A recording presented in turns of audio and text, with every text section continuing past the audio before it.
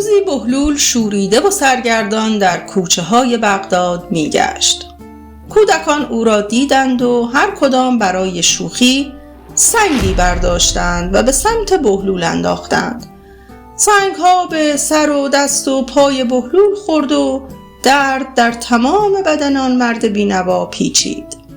بهلول خرد سنگی به دست گرفت و به آنها رو کرد و گفت: رحم بر من بینوا کنید و سنگ های چنین ریز و خرد را به سمتم بیندازید تا بتوانم مدت بیشتری تحمل کنم و شما بتوانید مدت بیشتری به تفریح و شادی خود ادامه دهید. کودکان ظالم بی توجه به حرف بهلول زخمی سنگ های درشتری برداشته به سمت او پرتاب کردند. بهلول زخمی و لنگان از کوچه ها می گذشت و در تمام شهر کار بچه ها همین بود. عاقبت بهلول رفت و از شهر خارج شد. سر به سوی شهر بصره نهاد به امید اینکه در آنجا بچه ها با او مهربانتر باشند. زمانی که به بصره رسید شب بود و بهلول خرابه یافت و با درد و خستگی زیاد در آنجا به خواب رفت، غافل از اینکه مرده‌ای خونین و مالین در خرابه افتاده بود و بهلول بی خبر از وجود جنازه شب تا صبح را در کنار او به سر برده بود. صبح زمانی که خورشید آسمان را روشن کرد، بهلول متوجه جنازه و خونی که از آن به ردا و چارقش رسیده بود شد.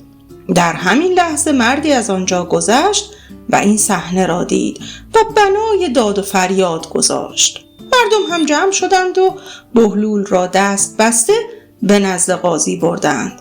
قاضی بصره پس از شنیدن داستان حکم به قصاص بهلول داد و مرد بیچاره را به زندان انداختند تا فردا صبح او را به دار بیاویزند. فردا صبح در بین قلقله و قیل و قال مردمی که برای تماشای اعدام بهلول آمده بودند، بهلول را کشان به پای چوبه دار بردند و جلاد طناب را به دور گردن او محکم کرد. در این هنگام بهلول سر بر آسمان برداشت و زیر لب چیزی گفت. قبل از آن که جلاد حکم را اجرا کند، جوانی از میان مردم فریاد سر برآورد که قاتل منم و این مرد بیگناه است. مرد جوان به تلخی گریست و گفت: من دیشب دستم را به خونی آلودم و اکنون با کشته شدن این مرد بیگناه خون دیگری بر گردنم خواهد افتاد و گردن من نازکتر از آن است که تاب تحمل 2 خون ریخته را داشته باشد.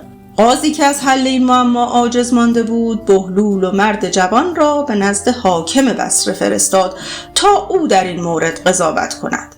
حاکم بصره مدتها بود که ذکر حال و شرح داستانهای بهلول را شنیده و مشتاق دیدار او بود، اما زمانی که بهلول و جوان را به نزد او آوردند بهلول را نشناخت.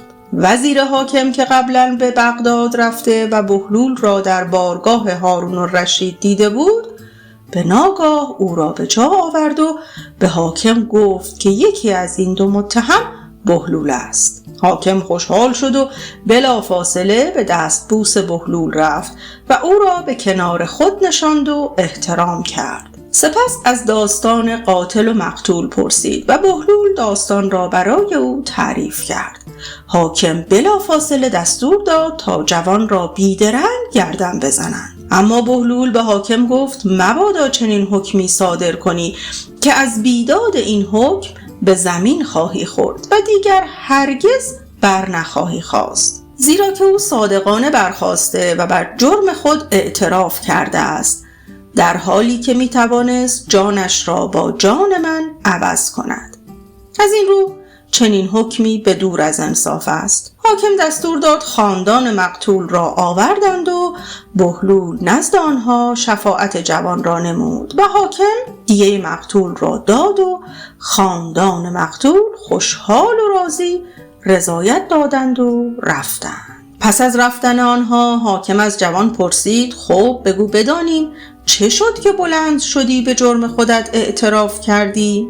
ممنون که تا اینجا با ما بودید. لطفاً برای حمایت از کانال قصه کوتاه لایک و سابسکرایب کنید. جوان پاسخ داد: در میان جمع ایستاده بودم که ناگهان از زیر پای بهلول در بالای چوبه دار اژدهایی بر من نمایان شد که دهانش 2 آتش فشان گدازه داشت و چشمانش به سیاهی دوزخ بود. اژدها در من پیچید و گفت به جرمم اعتراف کنم وگرنه تا آخر عمر در من خانه خواهد کرد و هر روز مرا خواهد سوزاند، به طوری که هر روز را در آرزوی جهنم به سر کنم. پس از هول جانم از جا برخاستم و در دم اعتراف کردم. پس از این حاکم از بهلول پرسید که آنچه در زمان اعدام بر لب راندی چه بود؟